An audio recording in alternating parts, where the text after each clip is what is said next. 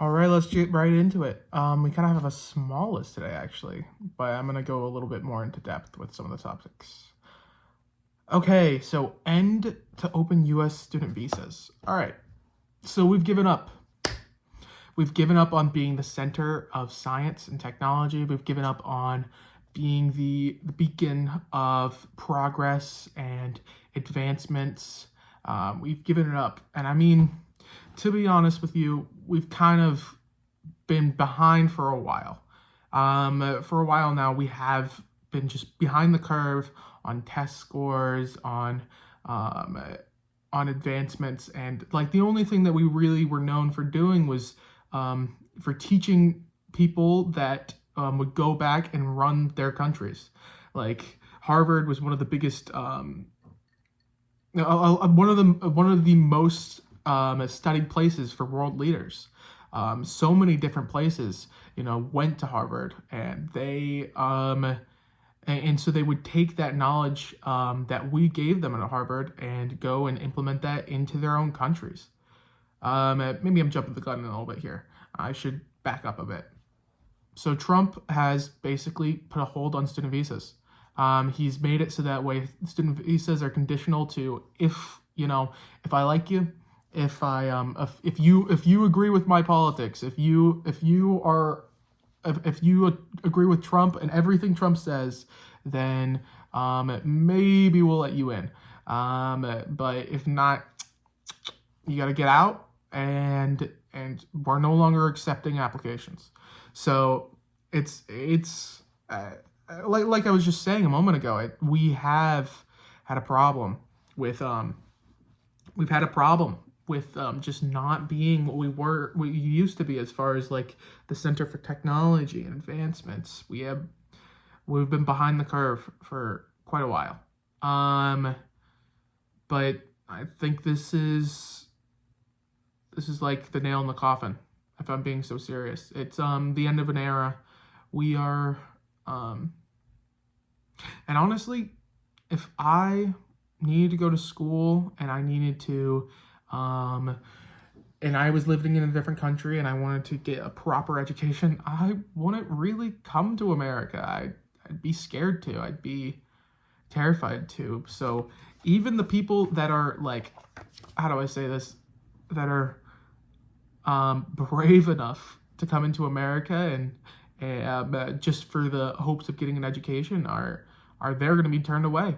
And we've given up on them. We've given up on advancing our medical research and our technology-based research, all because, what if they don't like fascism?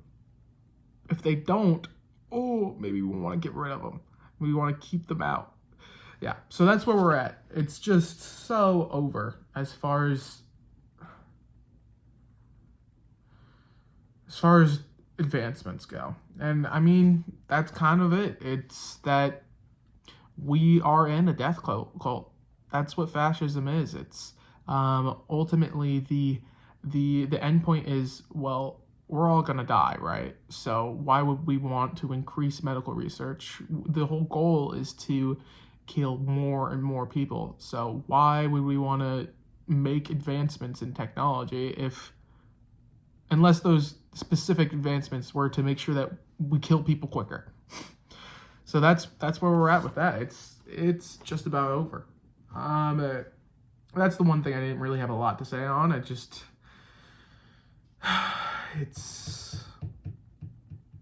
don't know. I knew that we were doing deportations for people that spoke out against Trump. Some people that even were writing term papers and disagreeing with the administration, but now we're not even letting you in. It's utter lunacy, and quite frankly, it's saddening. We're supposed to be America. We're supposed to be the place where you come to be prosperous, where you come to make a new life and discover things. We're supposed to be the research capital. We're supposed to be the center for knowledge in the world, or at least we were supposed to be. But I don't know. at this point, people are just gonna continue to go where, honestly, I would go too if I were outside of America. They're gonna keep going to China, and they're gonna keep going to these institutions in China because, you know, their government's not all that great as far as censorship and stuff goes, but at least they get in. You know, we don't have to end up in they don't have to end up in a situation where they're scared of getting kicked out just because, you know, they speak out against one specific thing. And that is crazy that we're in a situation where we are more limiting as a government as far as free speech issues go than the Chinese Communist Party. It's crazy. And it's just absolute lunacy. Like, we are so far past the pale of just normalcy that this is the new norm.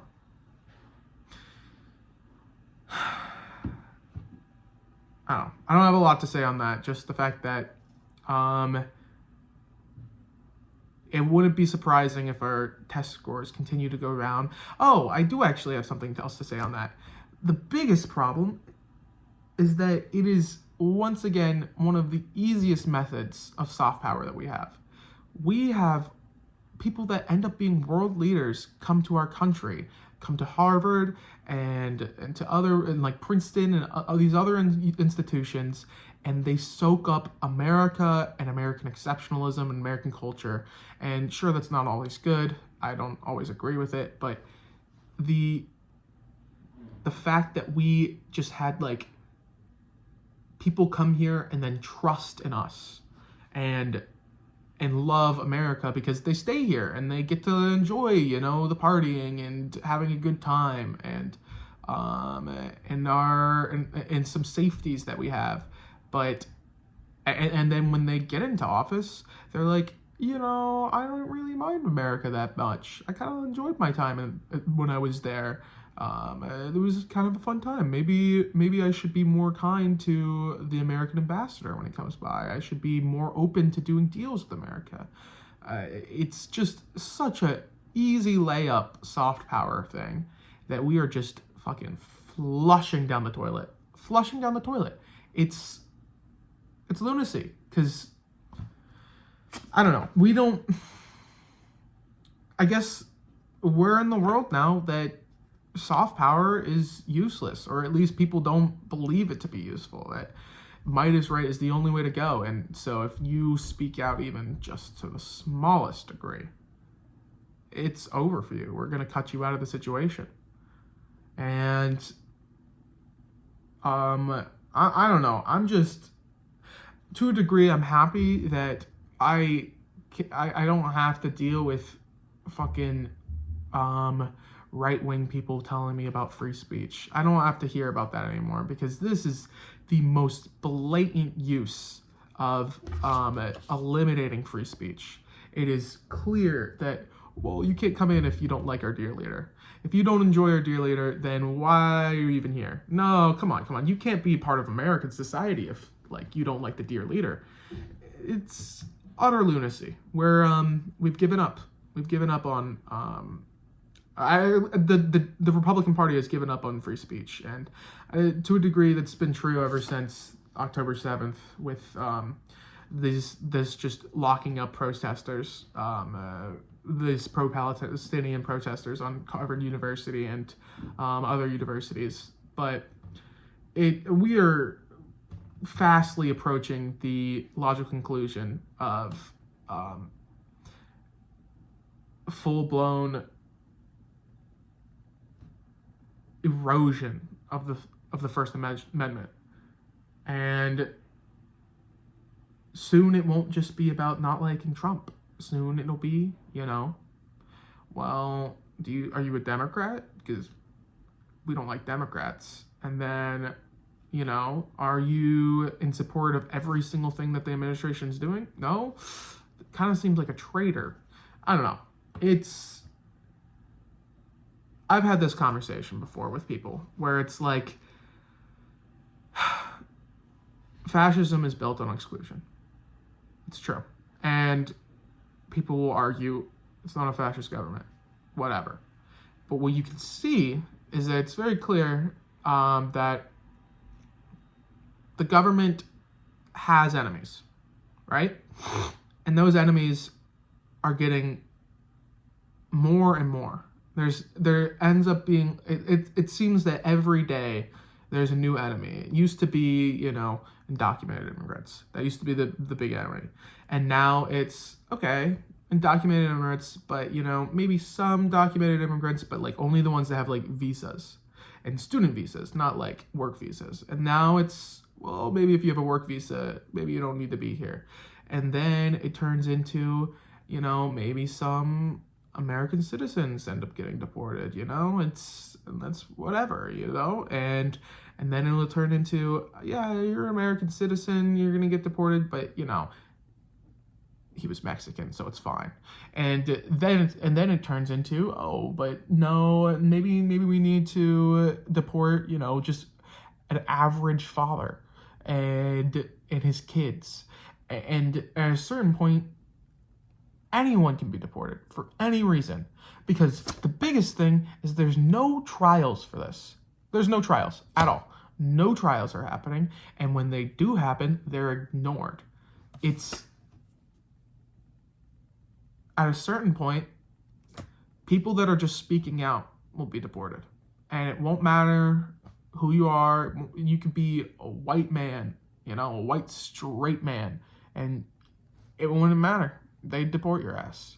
And maybe, and I don't mean that in a cynical way, because obviously everything up until that point is horrid. It's awful.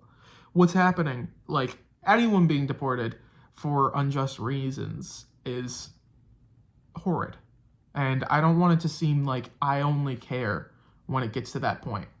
But I say that because I feel that a lot of people don't recognize that you are just as much on the chopping block as the people in Tallahassee that are getting rounded up at construction sites. You are just as much on the chopping block as people that are that the administration claim to be part of, like, cartels and stuff, when they are just guys with tattoos. You are just as much as the chopping block as pro-Palestinian protesters that aren't from America but have a student visa. They just haven't gotten to you yet. They're not there yet. I care about everyone. I care about those people, and those people shouldn't be deported. But I say this because I feel like people just don't grasp that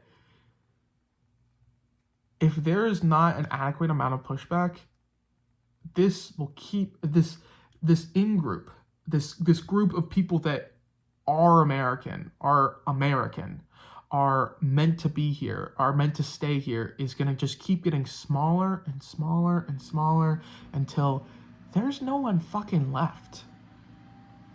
You're going to be, a white Christian man, but you're going to be like, oh, I didn't agree with this one policy from the government. And they're going to be like, El Salvador. Like, we're going to get to that point unless people adequately push back against this. That's why these student protesters are so important, because they are on the front lines. They are doing the hard work. They are actually fighting power. And I know that sounds dumb because, they're just college students that are, like, hanging out in a yard yelling slogans, and that doesn't look revolutionary to you. It doesn't look like a big deal. But these people are the only ones that are fighting back. And if you don't support that, if you don't support them fighting, then no one will support you when you're getting deported. Because they go for the trade unionists first, and then they go for, it's we're in that world, and that's not to say that it's all over, but you can't just pretend like it won't happen to you. All right, moving right along. Oh, okay, some actual good news.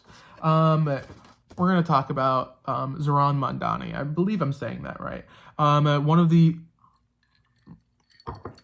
candidates for mayor of New York City. I quite like him. I haven't seen a whole lot to do with him, but I've seen a few of his speeches and a few of his campaign ads, and they look pretty good. His big thing is rent freezing, not cutting rent, not making it so that way you don't have to pay your rent. Nothing insane, just fixing rent to where you are right now so it does not continue to price gouge up and up and up and up. And he's going to do it for all New Yorkers, all people that live in New York. And he plans to do this by just freezing the rent. And people landlords are going crazy on Twitter and on YouTube and such. And because they're like, well, then if you're gonna freeze the rent, then I'm not gonna, good luck trying to get a landlord to fix repairs and stuff like that. And good luck trying to get them to come out and help with anything wrong with the thing. And may I just say, that is not how it works. If you're a landlord, that is your responsibility. And they will sue you if you don't do that. And if you don't like that, get a real job. Genuinely. You're a landlord. That's not a job. That's you're offering out land for people to stay in. That's not a job. And so if you're not willing to do the minimum that you have to do as a landlord, then just get out of it and stop fucking renting. So I don't really care. I don't really care about people being mad about rent freezing. Sorry that you're not able to arbitrage off your the mortgage that you use to pay for it, so that way you can make a tidy profit off of it. Maybe it'll cut into your profits, and maybe you'll make an investment and you'll lose money. Sorry, that's called investing. That's what happens when you make investments. They're not supposed to be foolproof, especially homes. Homes are for people to live in. They're not for people to price gouge out. They're for people to live and survive in. It's a need. People need to live, and people like in a home. So this whole thought process that the institutions are always going to be on your side as renters, and maybe you took out loans to do that, shouldn't have fucking done that. Sorry, hate to say it, but you made a bad investment. And turns out this guy cares a little bit more about people and their ability to survive and have a good standard of living than your shitty investment decisions. That's on you. That's not on him. That's on you. I don't know. It makes me so mad when people insist that the government insure their investments because they just want to coast, because they think that someone else should go to work for them. Furious. Makes me furious. Anyway, Zohran Mandani looks cool. He said that's his big thing. Someone made a post on Twitter and said something to the degree of, I think it said Zohran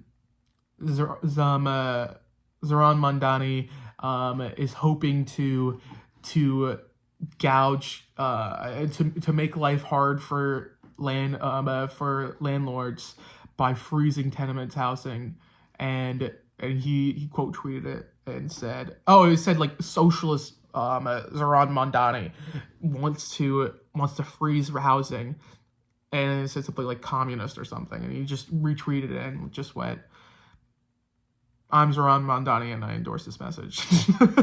And so I like that. I'm so tired of dealing with Democrats that just don't stand on their ideas and fucking falter the moment that they get any pushback, the moment that there's an ounce of, oh, but what if people with money get scared? No, like I want people that care and that stand on their business and will do the right thing. So I I really hope that he does well. I haven't watched the full debate. I want to watch the whole debate, so I'm a little uninformed here. But I've seen a few clips of the debate. One of the big ones was they asked the question, as mayor, where will you be traveling to first as your first mayor trip? And they all went around, and just about every single one of them said Israel. I'm going to go to Israel. I suppose this is a question specifically. I actually don't know why. Maybe it's because there's a large Jewish presence inside of New York, and the whole point of the question is framed in that way, so that way these people can get some easy points. I don't know. It kind of infuriates me, the conflation between Zionism and Judaism. It makes me angry because it's anti-Semitic. Just straight up, it's anti-Semitic.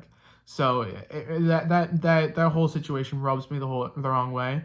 But I think he had a really adequate answer. Instead of getting into the whole situation, he's just like, look, if I'm New York's mayor, I'm not going anywhere. I'm gonna be here. I'm gonna be helping New Yorkers and their problems, and I'm not gonna be going to another country to pay homage or something. I'm gonna be working with people that need help here.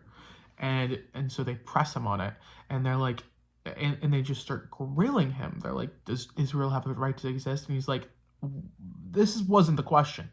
And he said, I believe that Israel has the right to exist. He's like, I don't know why I'm being asked this question. All I said is that I'm gonna work for for American New Yorkers here, and not go somewhere else. I'm gonna help New Yorkers. That's my job. That will be my job because would be the mayor of New York. I'm not gonna go somewhere else.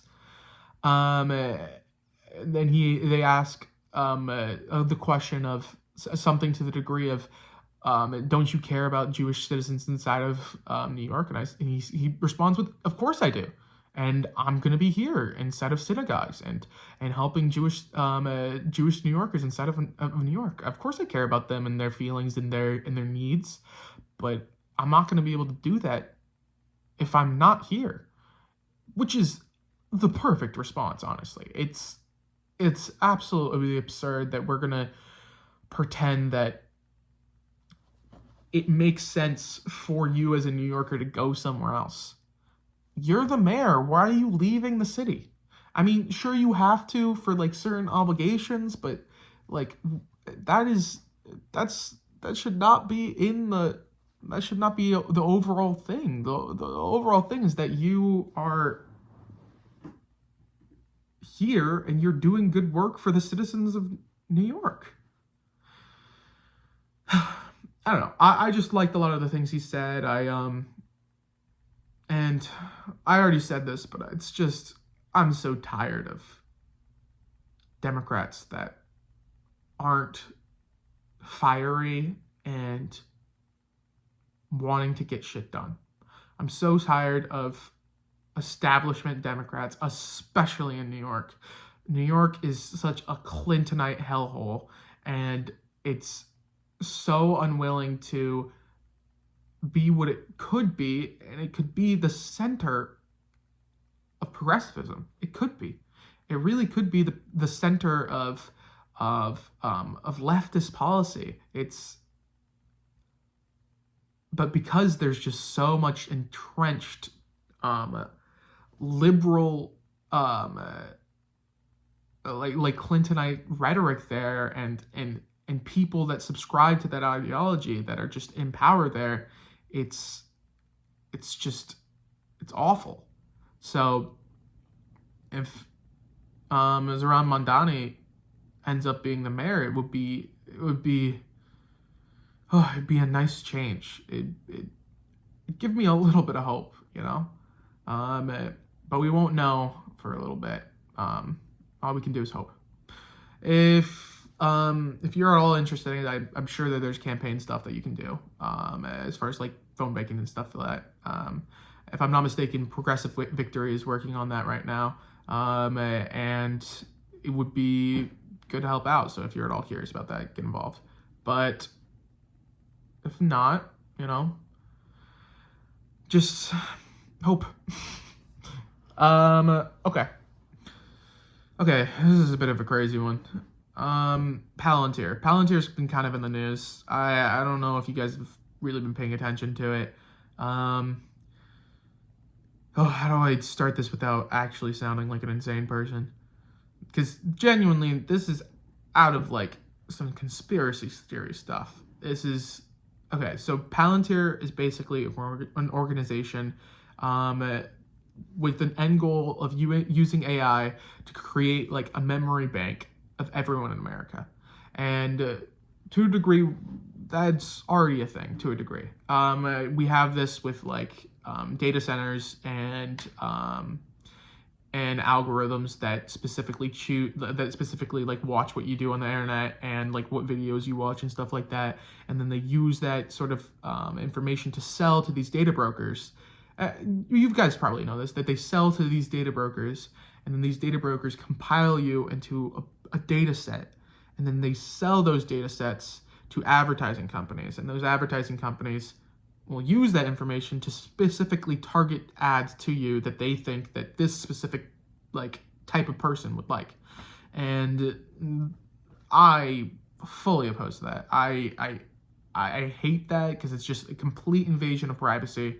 And I also kind of think that if you're going to be advertising, you should be just kind of throwing it out there. And if people see it and they like it, they'll get it. It's whatever. But you shouldn't be able to specifically target people that like to such a degree of that. It's kind of heinous.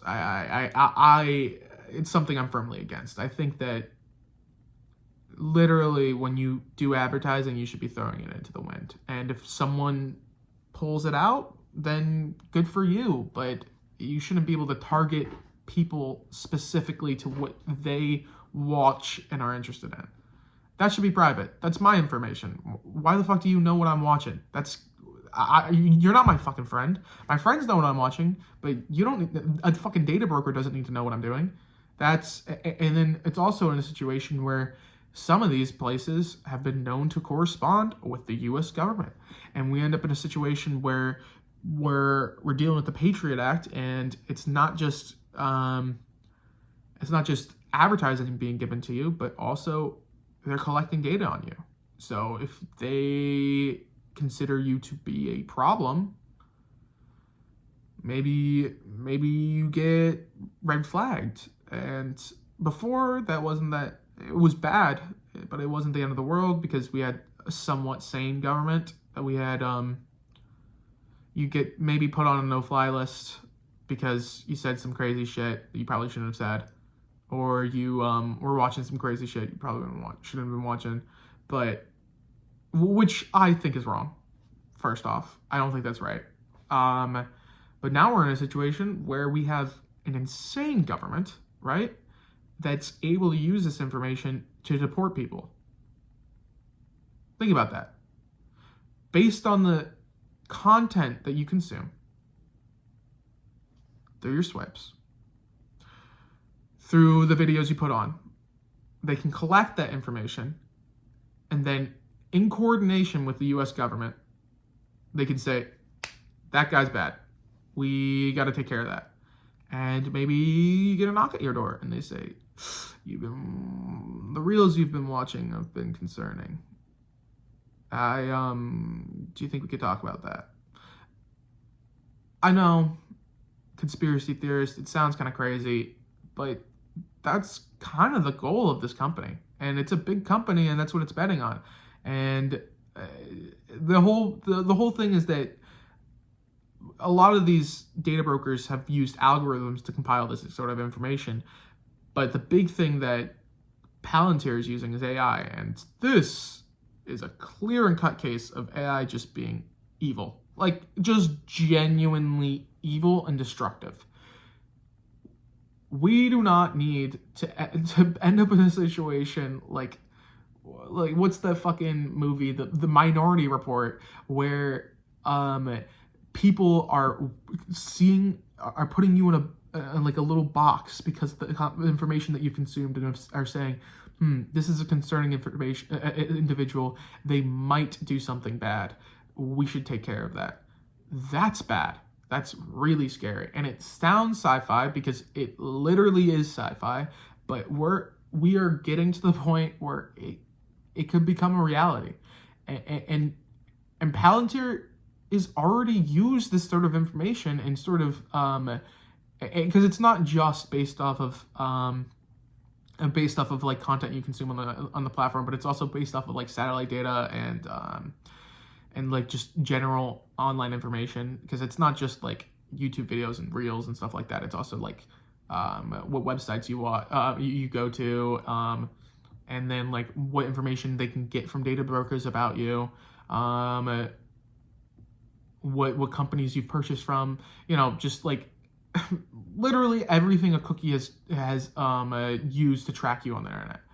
And it is already clear, and Palantir has already used this sort of AI material for drone strikes in the Middle East. They have already used this material to kill people. And they might say they're militants. Were they? Were they militants? Or were they potential militants? But potential militants aren't militants. They're innocent people. So basically we're in a situation where this company, who has already used these procedures that are only getting better and better and better, to go after and drone strike people in the Middle East. It's just getting really dystopian and scary really quick. We're not there yet. But if Palantir is able to continue as an organization, I personally think that Palantir should just be shut down entirely. We should just get rid of Palantir. Palantir should go away.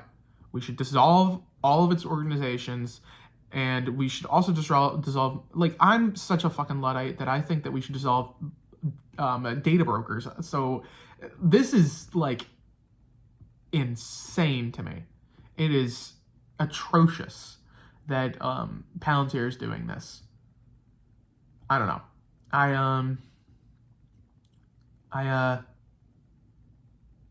Just makes me honestly really scared that they could use satellite information to know where you are and like what you're doing. Sometimes they can use like heat technology to see like inside of your home. It's just the line between reality and sci-fi is blurring so quickly, especially with these recent involvements of the recent advancements in AI. It's just it's frightening. I don't know. So if you didn't know about Palantir, now you do, and now you know that they're evil, and basically like trying to create a profile on you, because that's ultimately the goal, right? I guess I didn't really explain it. Ultimately the goal is that they want to see every transaction you do. They want to see every single swipe that you do, and that would go into a specific database on you specifically. Instead of data brokers who have a group of people, it would be a database, a memory bank of everything you do online, just you. So it would be centralized, and they would be able to target ads to you based on that. They would be able, and also they would share this information with the government and kind of create like a cyberpunk-esque world, but we wouldn't get like all the cool parts. We would get just the authoritarian overlord aspect of it. And it's just scary because like that's just not That's just not the world I want to live in. It sounds super conspiracy theorist-ish. So I implore you, please look into Palantir yourself. I'm not lying to you. I'm looking into this. It's insanity. And if I'm wrong on something, feel free to correct me. I'll listen to criticism, but this is just, it's almost unbelievable. But yeah, I think it's scary how close we're getting to the dystopian I read about as a child. I don't know.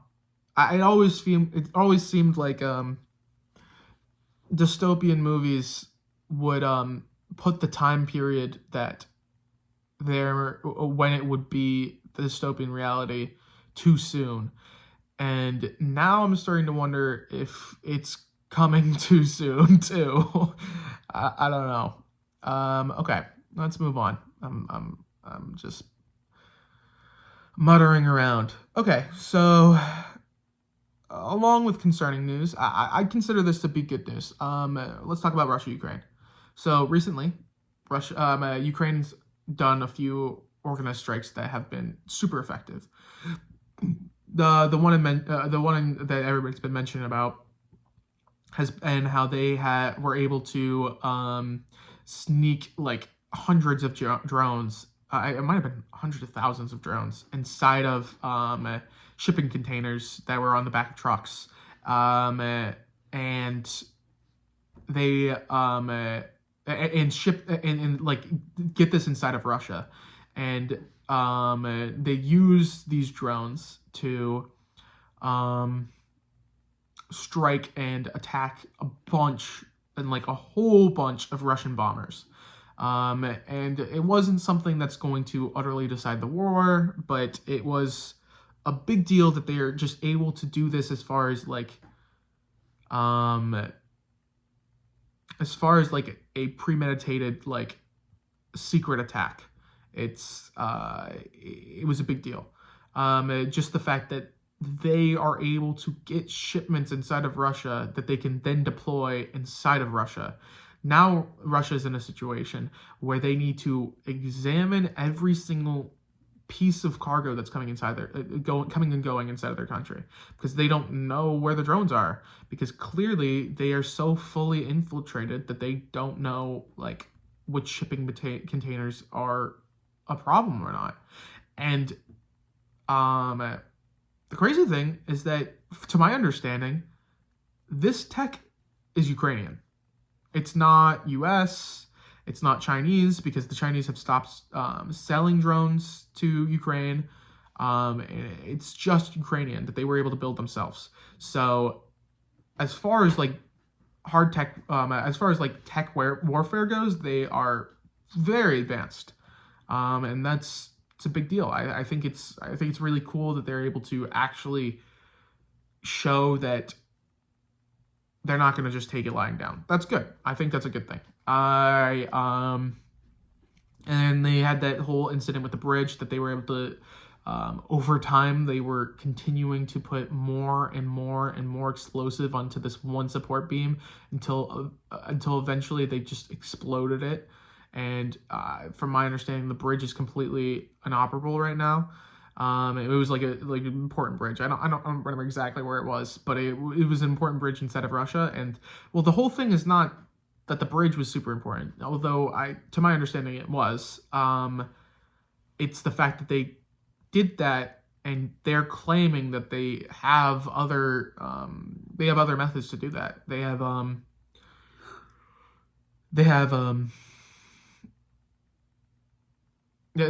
like they're saying that they have other bombs planted places, and that if things don't go well in negotiations, that they'll set them off.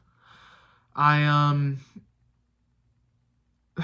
think you could tell that my demeanor on this is that I'm trying to be excited about it, but I'm very hesitant, and because it's cool to see Ukraine pushing back. I think that's really cool. I think it's cool whenever they're not getting their shit pushed in by Russia. I think that's good. but I'm just hesitant because Russia has nukes, and that's scary. I'll just be honest. It doesn't look like Russia has anything other than nukes that they aren't already using on the Ukrainian forces.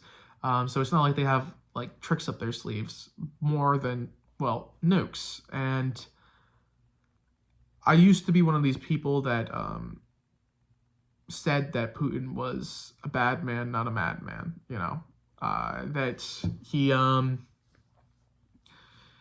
he did bad things, but he wasn't crazy, and that, you know, you didn't have to be concerned about the overall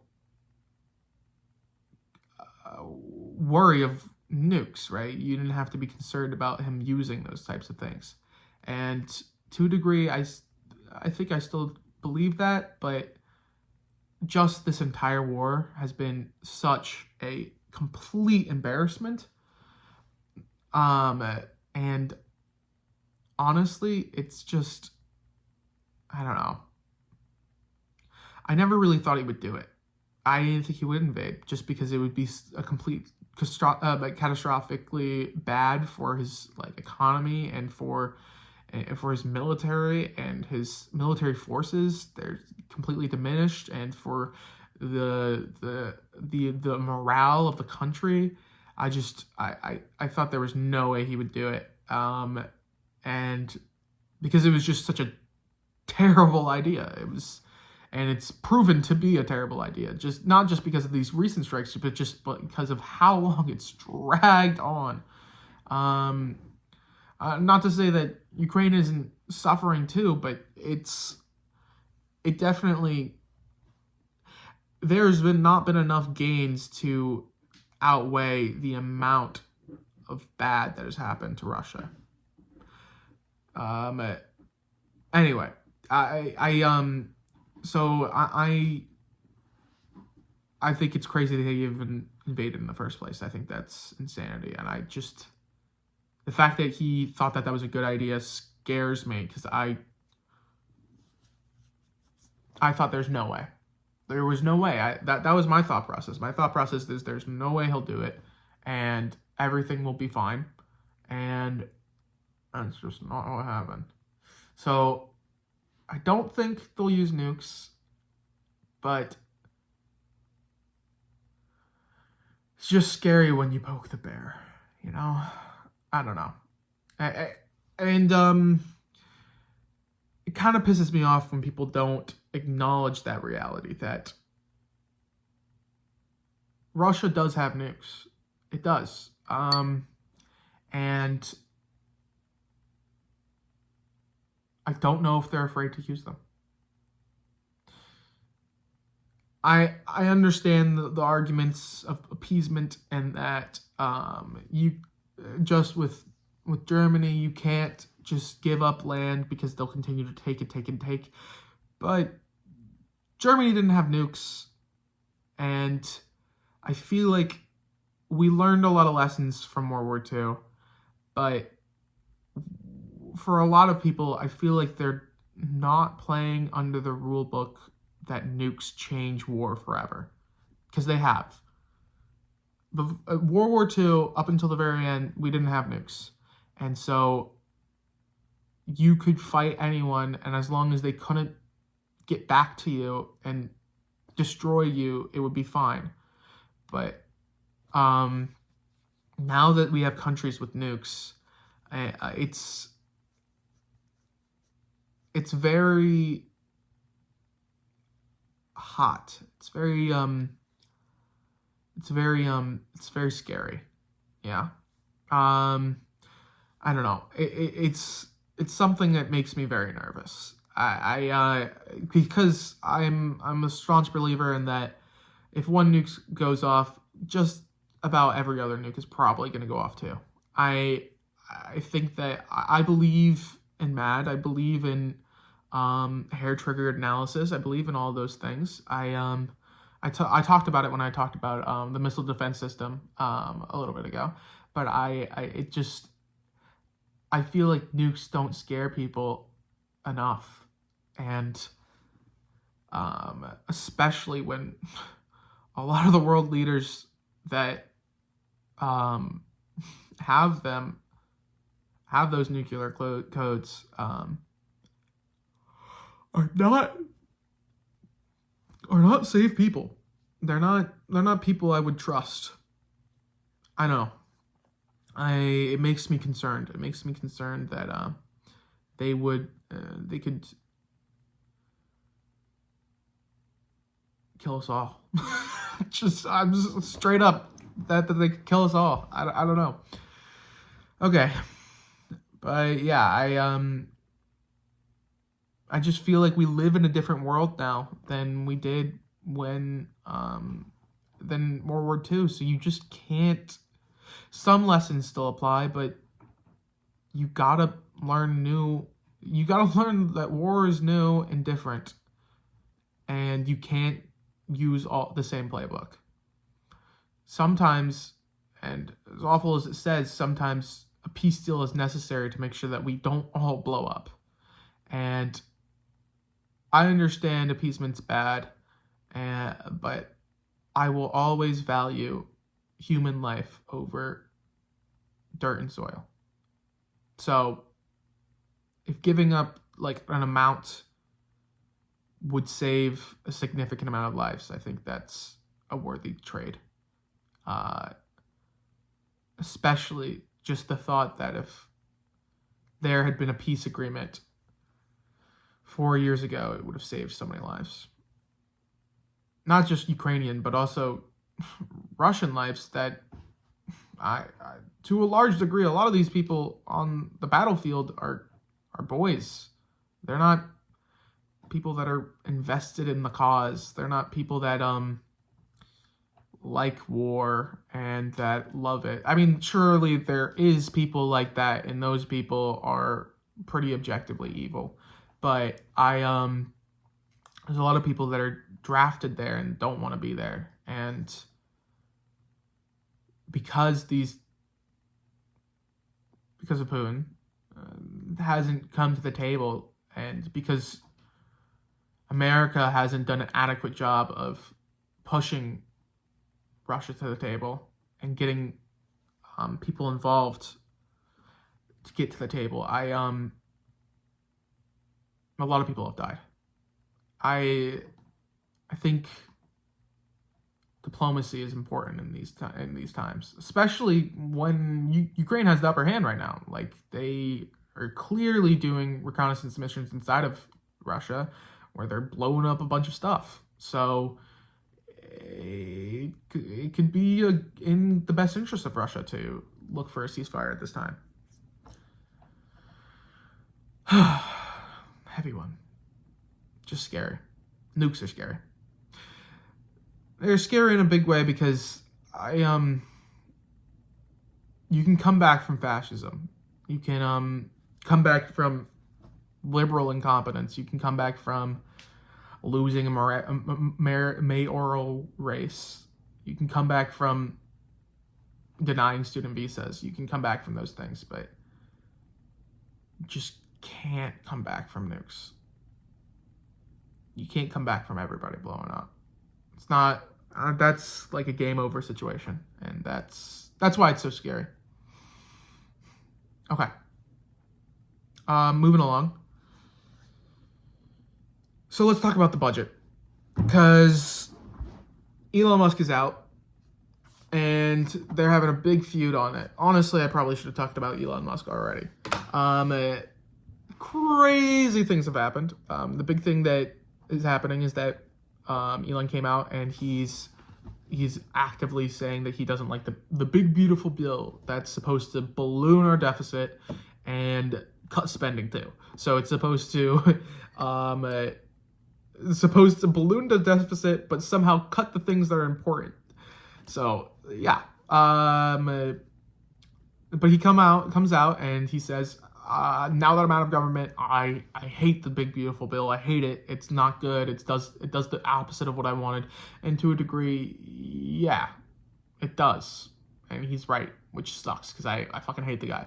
But he's right. And A lot of people are getting on board with this, and they're like, "Yeah, the big beautiful bill is awful," and I hate that the same people that said they were going to control the budget and balance the budget are end up in a situation where the budget is 10 times bigger than it was going to be. And I can talk about the budget in a moment as far as like my thoughts on how we can balance the budget. But when we're talking about the big thing, we're talking about the drama right now. So let's just get into the drama, right? So Elon Musk is the first big person in media that I've seen to call Donald Trump a pedophile. And look, I don't know. I know that you shouldn't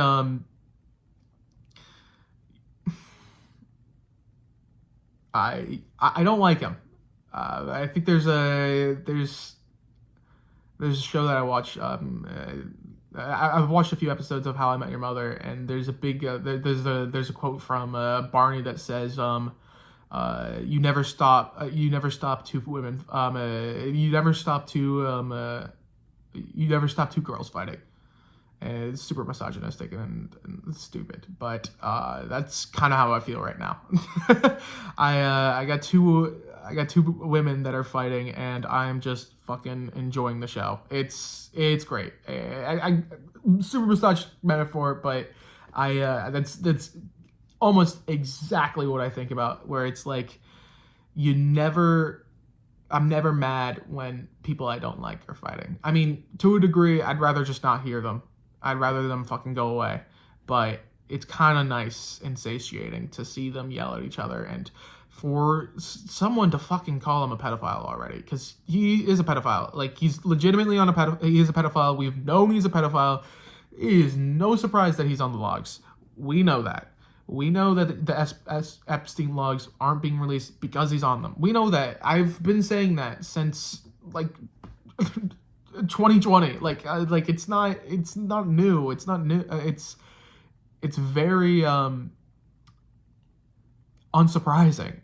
We know this, but it's so nice for people to say it out loud, and that's just nice. It's nice to see. And while he's fighting, his stock is fucking plummeting. And that's good too, because I fucking hate the guy. So anything that bad happens to him, that's good too. I'm just kind of popcorn right now and watching. It's great. I hope that it continues to evolve. And to a degree, I liked when he was in government, because he was just so heinous and everybody hates him. And I find him to be more unpleasant. I find Elon Musk to be just visually and when he talks and says words and types words, very unpleasant. At least Trump is funny sometimes, and Elon has never been funny ever. So it sucks that like he's on the right side of this to a degree, but it's nice because it feels like he might be pulling some people away from the Republican Party, which is good. He was the big alliance between like the tech bros and Donald Trump, and if he's out, then maybe they're out too, and that's disastrous for the midterms. That's going to be bad for the Republicans. I mean, it will be great for Democrats. It will be great for Democrats and independents, but it'll be disastrous for Republicans because they are just not going to get the votes they want in big cities. They're not going to get those votes, and honestly, that's good.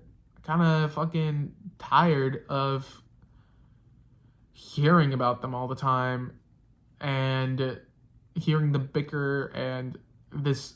It's nice to see the house of cards falling. That's what it is. It's nice to see that there's and it's not all over. I'm not getting my hopes up, but the fact that that Elon Musk is just out of office. That's nice. That's nice. And whenever this Twitter rant's over, I might not have to hear his voice ever again. Oh, how nice would that be? whew, oh, I hate. Just one of the most genuinely unpleasant persons to listen to ever.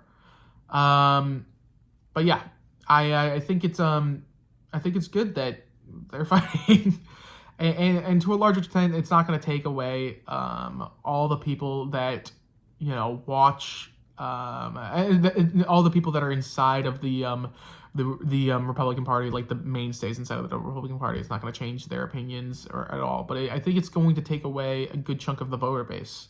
Not a huge chunk, just like that tech bro-y, maybe even some of the dude bro-y constituency there, and that's a big deal because losing that chunk is going to end up in a situation where he's just not popular.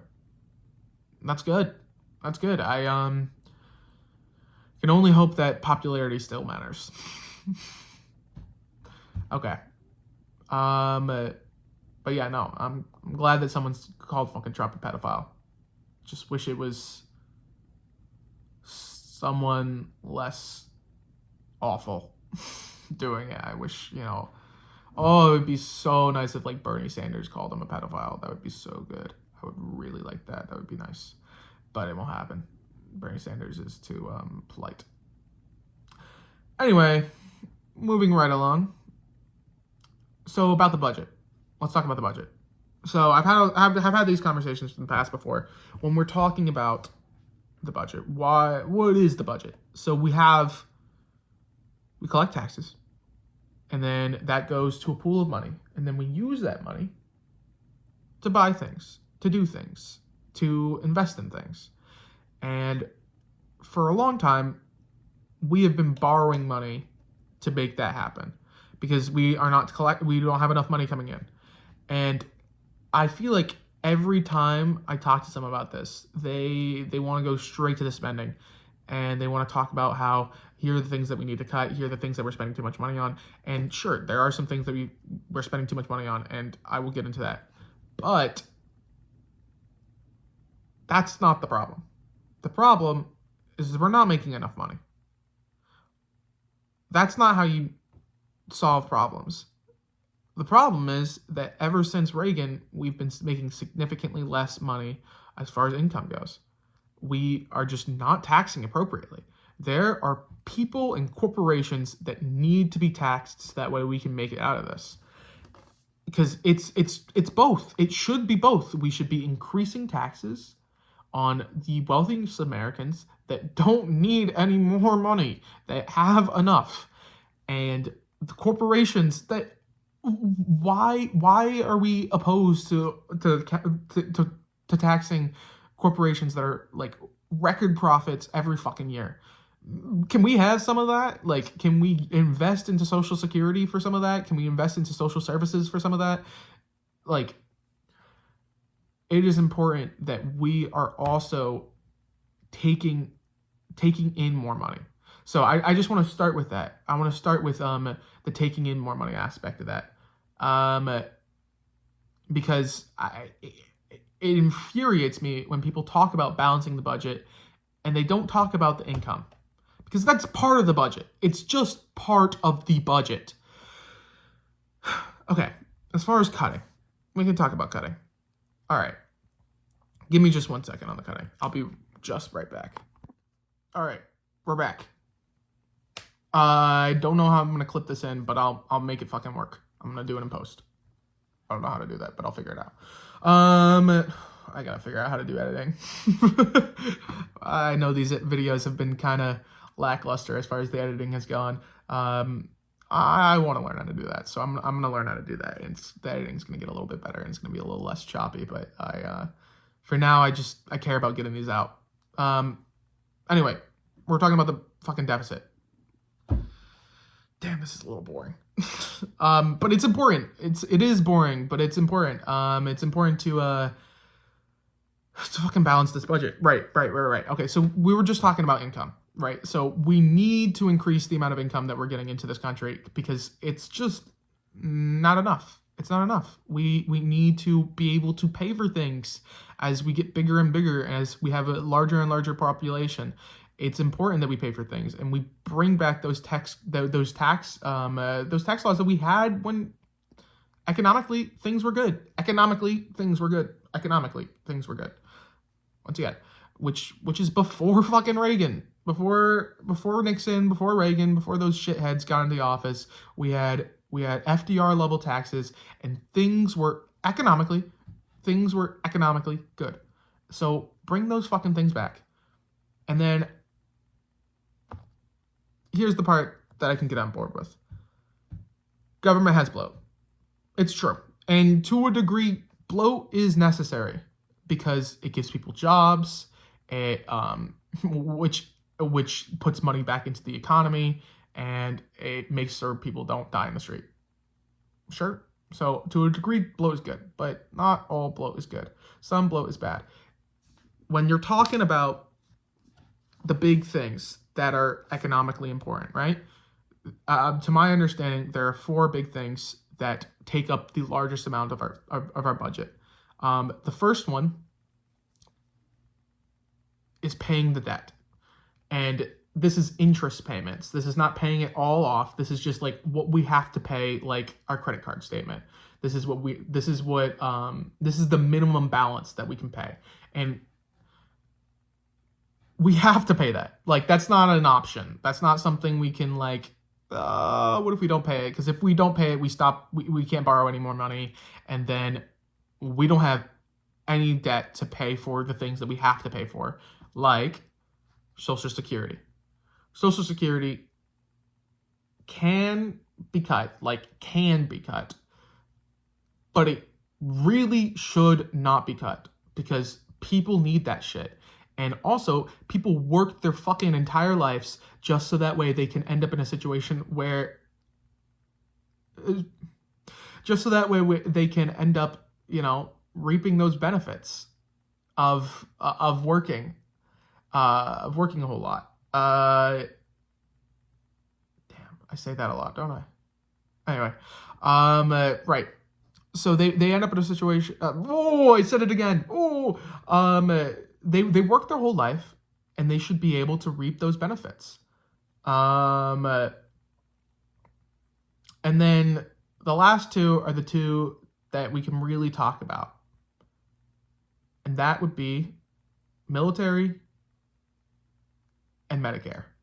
Those are the 2 things that we have bloat in, for sure. And don't get me wrong, I'm not for cutting Medicaid. I'm for something very, very simple, and that's negotiating drug prices. Because one of the biggest things in these 4 things, because we have 4 things: debt, Social Security, Medicare, Medicaid. But the big thing with Medicare and Medicaid is that we do not negotiate drug prices. So that means whatever these drug companies and insurance companies ask for, we fucking pay it, which is insanity. No other country does that, and we're paying crazy rates for drugs that we should be able to buy cheaper in bulk, and it's coming out of our tax dollars. That should not be happening. 100% should not be happening. We should be able to negotiate those prices down, and to a degree, some of those companies should be not companies. They should be run by the government. Medical companies should not be companies. They should be run by the government because they are a public need. It is important for everyone to have medicine. So it's not like something where people can choose to have medicine or choose not to have medicine. Oh, am I going to get my cancer medicine, or am I going to die? Ooh, let me make a choice there. No, there is not a capitalist choice there. It is a inelastic good. So it should be run by the government. That is my personal opinion. Anything that is an inelastic good that you have to pay for should almost always be run by the government. So a lot of those things should just be, public, made public. We should make them a part of our government. And then the last thing is military. This is what we're going to get into. So obviously we need a military to a degree. So don't freak out. We need a military to a degree. But the big problem is that we are behind in military. And that's true.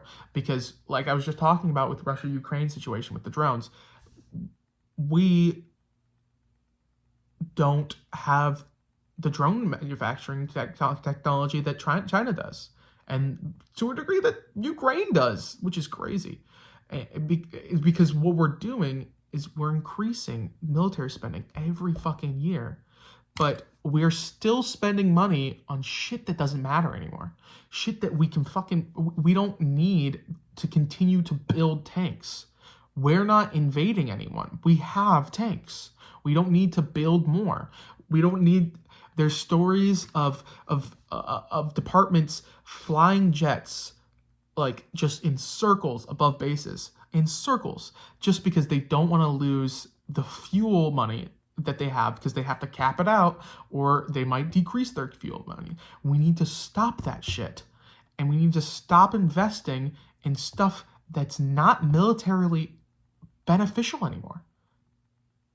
And one of the biggest things is that it's privatized. We are spending money on weapons manufacturers that should be something that our government just does. It should be not... Why is there a company making our tanks? Think about that. Why aren't we just making our tanks? Why are we taking in taxes, using those taxes to buy tanks? And then a large margin of that is going to some CEO and shareholders, when we could just take that money and build our own fucking tanks and build our own drones and stuff like that. The last two, the biggest problem with these two things is privatization. Privatization. So if we want to decrease the deficit, we need to get those fuckers out. We need to get rid of that. And we need to implement our government doing things. We need to do things ourselves. We need to be able to pay with taxes for the things that matter and build that shit ourselves. I understand some things capitalism works for, especially when it comes to like knickknacks and like sweet treats and stuff like that. I get it. But when it comes to things that the US will always buy, which makes it an inelastic good, or things that Americans will always buy, which makes it an inelastic good, those things should not be private. 100%. Because that is not capitalism. That is not investing. That is a full proof method to continue to generate money. That's not, there's no risk in that. You think Eli Lilly has a risk in making medicine? No. Someone's going to fucking buy the medicine. So, maybe Eli Lilly shouldn't exist as a company. Just, it's something to consider. If you want to actually get serious about cutting down the deficit, which, in all sincerity, a lot of people aren't serious about it. I am. And I have ways to do it. But it just seems that every time the people that say they want to cut down on the deficit have the power to do so, they don't. And they don't want to hear my shit. It's just frustrating. Okay. I think that's just about it. I said my piece on just about everything. I appreciate you hanging out and sticking with me here. I'm in a little bit of a new setup. I'm hanging out with my parents. But next week I should be back home and, back to it. Have a good night. Do all the YouTube shit, right? Like, subscribe, whatever, do that shit. Maybe leave a comment. Tell me what I'm doing wrong.